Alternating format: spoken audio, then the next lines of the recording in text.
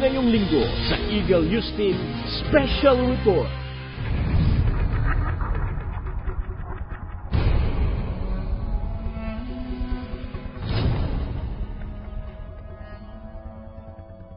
Ang training ng SAF ay sinisimulan sa Fort Santo Domingo sa Santa Rosa, Laguna, kung saan sa maliliit na tent na ito maninirahan ang mga SAF recruits sa loob ng 4 na buwan para sa pagsasanay sa Commando Course.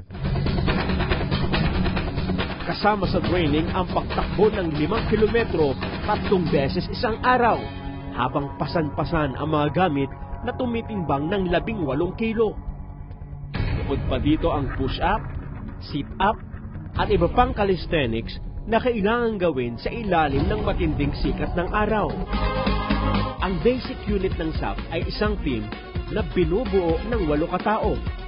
Maaari naman silang isabak sa urban combat, maging sa jungle warfare, maging ito man ay sa lupa, sa himpapawid o sa karagatan.